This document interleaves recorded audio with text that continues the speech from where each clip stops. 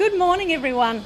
It's just such an honour to have aged care front and centre this morning here at Hakea Grove, and I really want to put out a very warm welcome to those standing behind me and all of you. And I'm now going to hand over to obviously our member, Emma, and thank you so much for coming. Thank you. Good morning, I'm Emma McBride, the Federal Member for Dobell, and I'd like to begin by acknowledging the traditional owners of the land on which we meet, the Dark and Young people, and to pay my respects to elders past, present and emerging. To Labor leader Anthony Albanese, you care so deeply about aged care, and it is such a privilege to have you here at Hakea Grove on the Central Coast after the budget in reply. To Dr Gordon Reid, Labor's candidate for Robertson, who works as a doctor in emergency. We're very fortunate to have you as a candidate here on the Central Coast. And most importantly of all, to Joe and to all of the staff here who have cared for so many local people throughout the pandemic, who put themselves in harm's way when there was a shortage of PPE or vaccinations, and kept local people safe. We're just so grateful for you. I've invited Anthony to the Central Coast today to talk about something which is very close to my heart, aged care.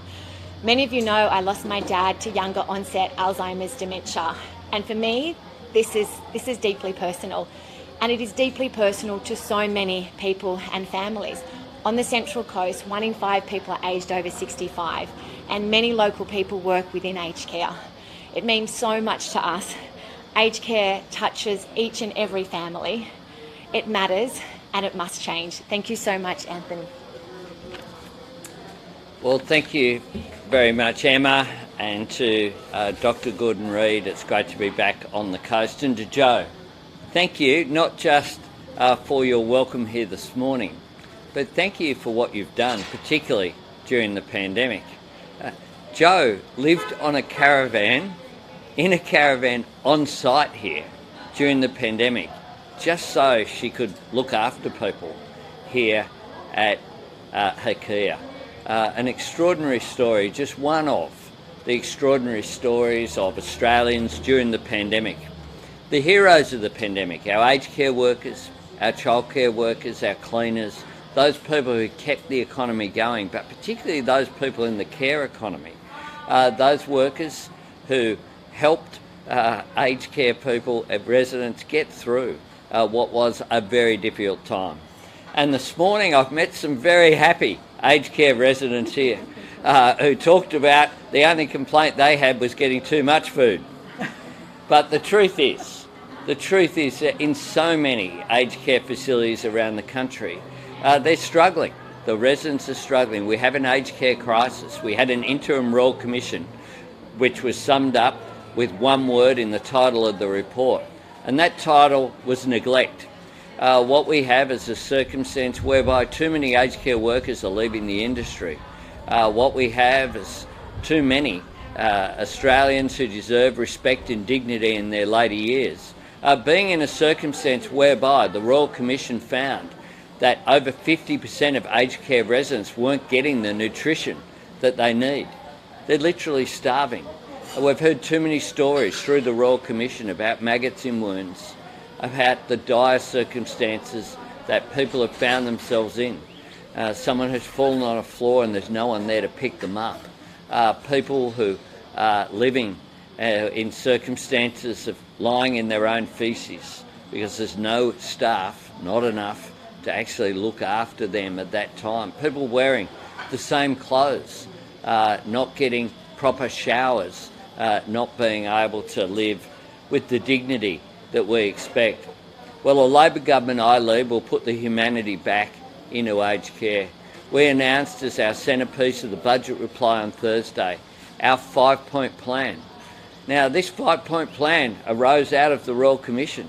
It isn't something we've gone away and done independently in terms of our research. A Royal Commission, when it's established, is established for a reason. And we know this government resisted doing it, but then when the Royal Commission report came down, they've ignored some of the key recommendations. So those key recommendations that we'll adopt are 5 key themes. One is we'll put the nurses back into nursing homes. There needs to be a nurse present in aged care facilities 24/7. What that will do as well is to have some savings, not just a cost, because if you don't have a nurse present, often an aged care resident will have to be rushed to an emergency department to get the health care that could have been provided on the spot when it was needed, day or night. So that's the first component. And it just strikes me that this is just common sense. And when you say to people, when I've said over the last couple of days that that is what we'd be doing, the response I've got from many, including this morning where we were at Avoca Beach, was, doesn't that happen anyway? Isn't that just common sense? Well, I say it is. The second component, which is important, is to allow, according with the Royal Commission recommendations, for 215 minutes of care per day. Again, making sure that people get the care that they need, whether it's a shower or whether it's the support in terms of their health care, their medication being looked after. But it's also the opportunity to have a conversation, to have a bit of human interaction that's so important. The third element goes to the aged care workforce and their wages. We'll make a submission as the government to the Fair Work Commission to support a wage increase. Now, I noticed the Prime Minister yesterday, of course, said that they would also, of course, be bound to deliver any wage increase that's granted by the Fair Work Commission, and that's right. But why is it that they're not on the side of workers earning as little as $22 an hour to provide that support with a submission to the Fair Work Commission? The fourth is about quality of service. We heard good quality of service here today, and I've heard it in many aged care facilities that I've been to, whereby you have a facility like that that's providing nutritious food. This morning we were talking about people who had eggs, had porridge, had cereal, had fruit, had yogurt, had juice. It's all available here. The truth is it's not available in a lot of places, and we need to lift the standards. We need to have a mandated level of nutrition and care to be available. And the fifth, but certainly not the least important, the one that ties it all together, is proper regulation, proper reporting of where dollars are being spent that goes into the system, making sure that it goes to care, making an enormous difference. I'm very proud of the announcement that we made on Thursday night, and I'll continue to talk about it, not just each and every day before the election, but after the election as well. Labor put in plans, as we announced on the budget reply night, to grow the economy through cheaper, cleaner energy through our Powering Australia plan, to grow new industries through our National Reconstruction Fund, to skill up Australians through the creation of Jobs and Skills Australia, to provide cheaper childcare to boost workforce participation and productivity, to have fairer workplaces through our industrial relations plans, to fix the NBN here in regions like this through our uplifting and resorting to the policies that we had that recognised that fibre was better than copper, particularly to overcome the tyranny of distance and to allow businesses to grow in regions like the Central Coast. We have a range of policies that are all out there to build the long term. This government just have a plan for 6 weeks. Then these one-off payments that they announce, they'll all disappear, but the cost of living increases will remain there in place. And what's more, they don't have a real plan to grow the economy or a plan to look after people. We have now announced policies that go to our theme of childcare, Medicare, aged care, because Labor cares. We care that people deserve, in a country like ours, the best possible care, whether it's the early start in life for the youngest Australians or older Australians who deserve respect and dignity. They've built this country, and in their later years they deserve a proper quality of life. And that's why I made aged care the centrepiece of my budget reply, and why I'm very pleased to be here on the Central Coast today. And I'd ask Dr. Reid, who has seen it firsthand, the impact of some of the issues arising from aged care with his service as a doctor here in the local emergency department. Well, hello everyone, and I'd like to thank Anthony Albanese for coming to the Central Coast today, and Emma McBride, the federal member for Dobell, for hosting us, and also Joe from Hakea Grove. Thank you so much for showing us around your facility and allowing us to talk to some of your residents. Aged care is extremely important, and as a doctor working in the emergency department, I know firsthand that patients are presenting to our emergency departments because they're unable to receive care in a timely fashion 24/7 because the service isn't there. And that's what Labor's going to do. It's going to make sure there is a nurse in every aged care facility 24/7 round the clock so people, residents, can receive the care that they need, and so that people don't end up in an emergency department waiting to see me. So I'll be brief. Thank you so much for having us today. Thanks, Dr. Reid. Happy to take questions. Mr. Albanese, the Prime Minister says your plan...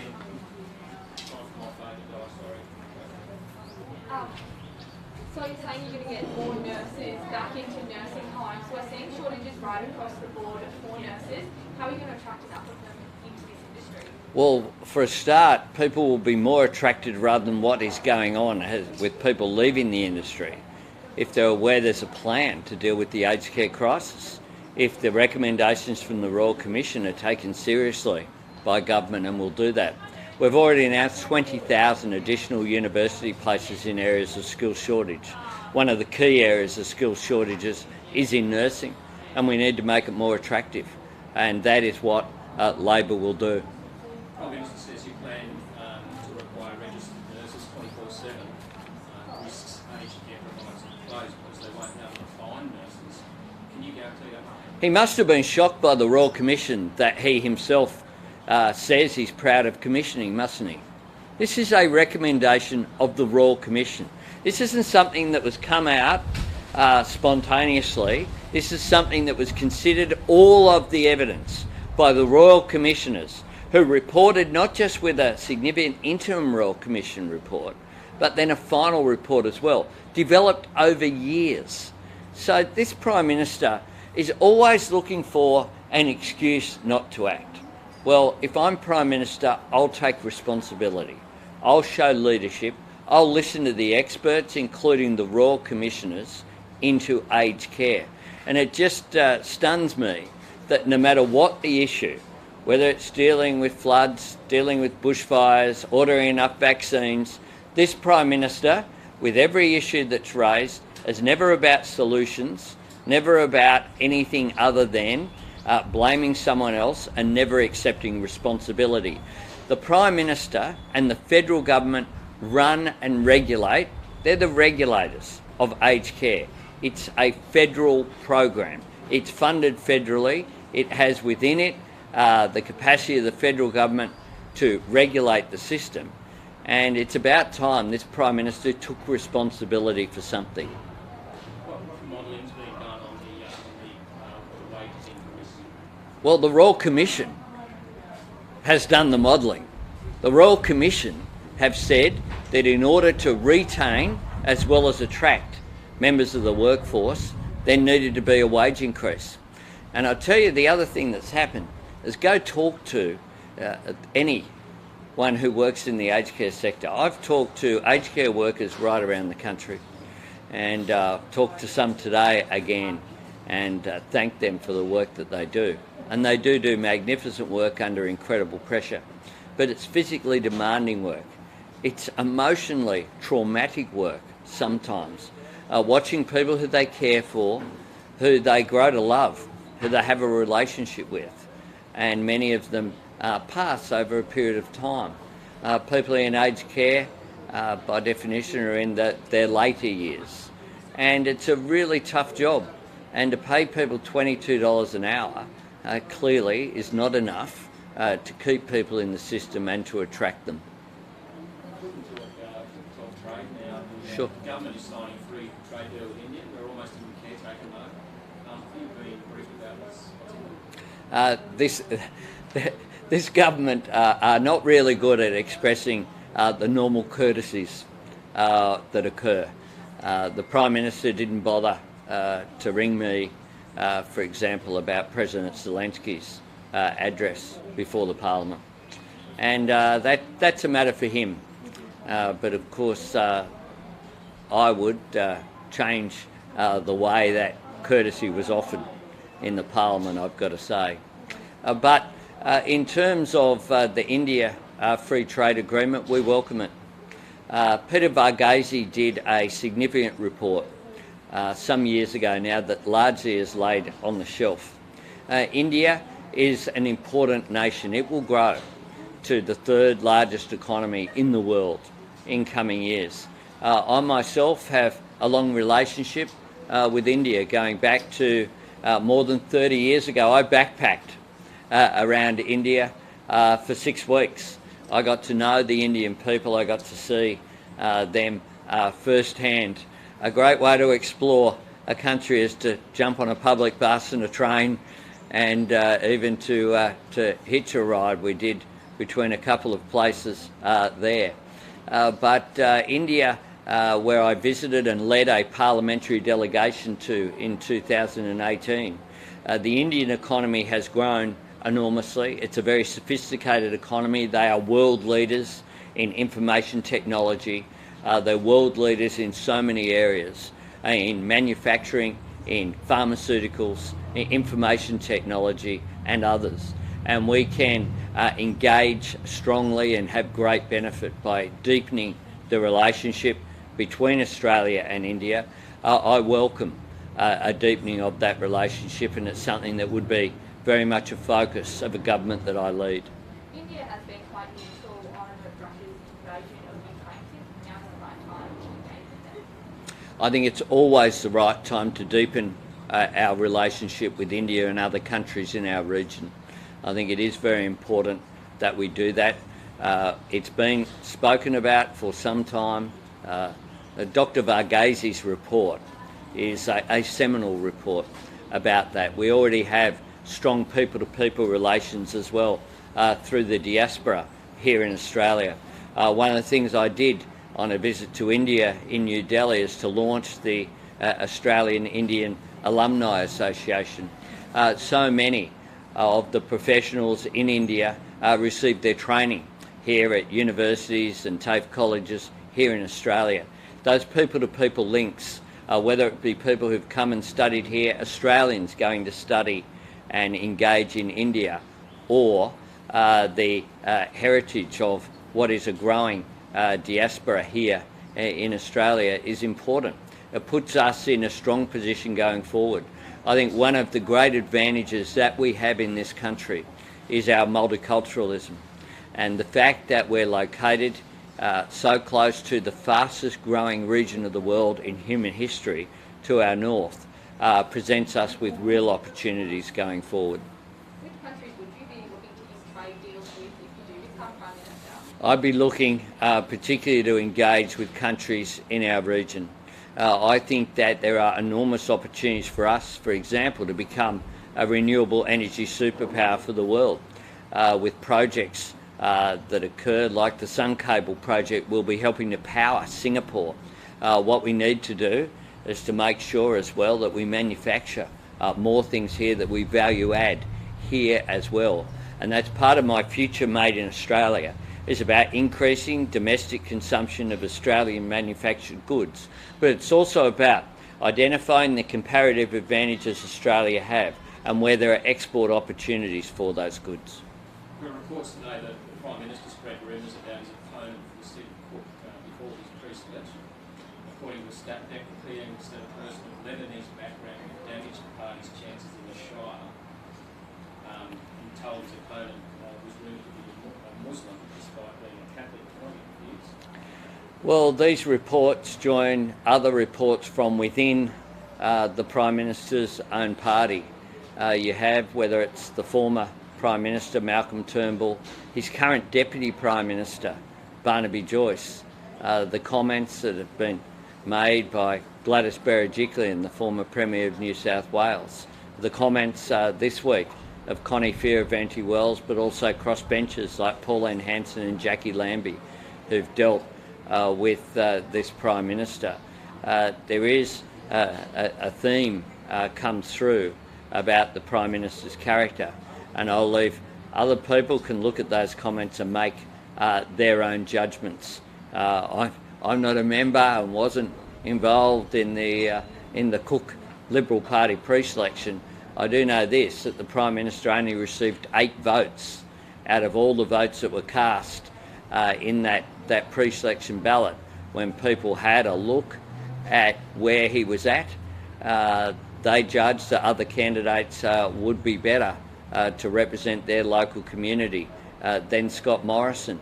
And just as when he became Prime Minister, of course, he became Prime Minister not in the first ballot. Peter Dutton was out there and had the challenge, and then he came through the middle just days after his own people apparently voted not for Malcolm Turnbull in that first ballot, but he was standing there in the Prime Ministerial courtyard saying that he was ambitious for Malcolm Turnbull.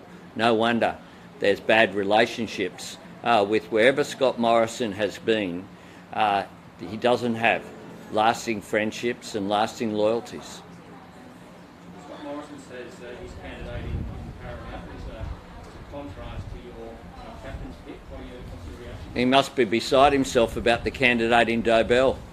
The candidate in Dobell that needs a Google map to find the electorate here on the Central Coast. The fact is that my candidate for Parramatta, the Labor candidate, was elected unopposed, was the only candidate, received support from everyone in the Labor Party in the Parramatta electorate, is receiving the support of the outgoing member as well, Julie Owens, who's out there campaigning with Andrew Charlton.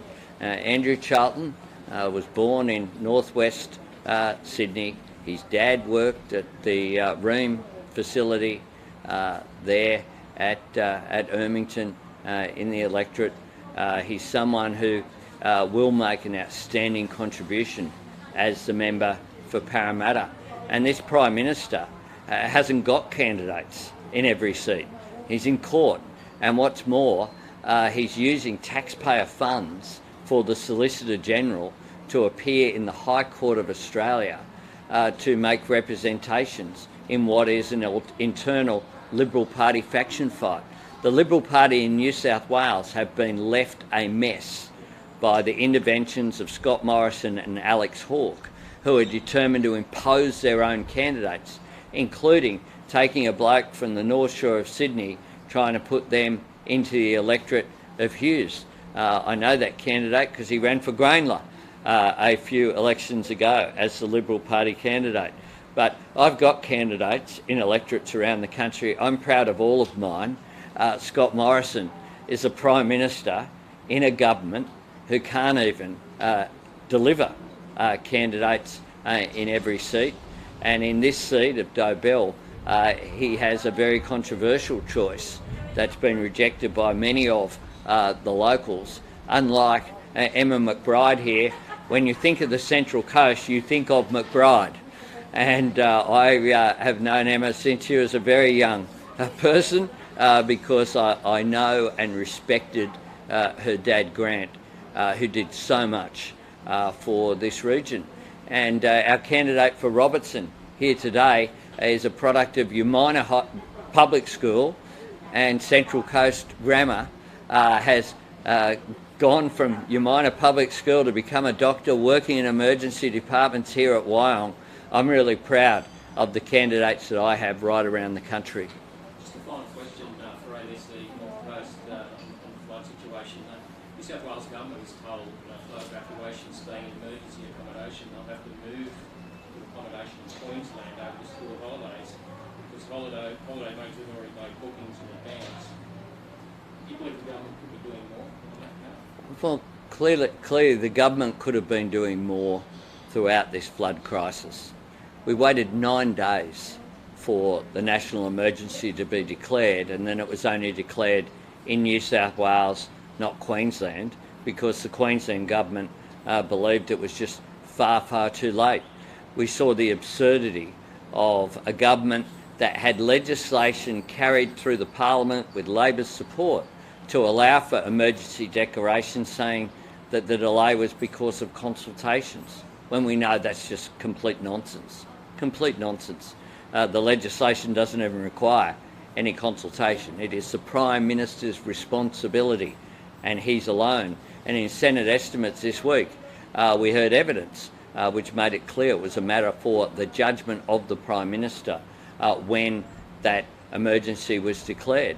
And then eventually, when the Prime Minister turned up in Lismore, we had streets closed off with security, making sure that real people who were flood victims couldn't get to talk to the Prime Minister or say what their concerns were. And then we had a declaration in some areas, but not in others, based upon, if you were in the National Party seat of Page, you had a declaration in 3 local government areas, including in Lismore.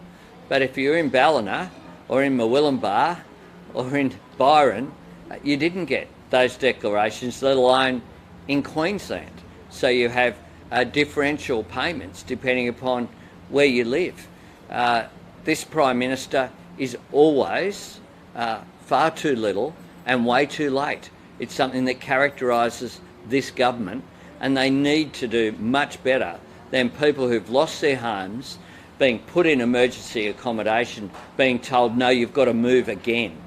People deserve to be treated with dignity and respect, and they deserve a government that accepts responsibility and delivers for people when they need it. Thanks very much. Thank you.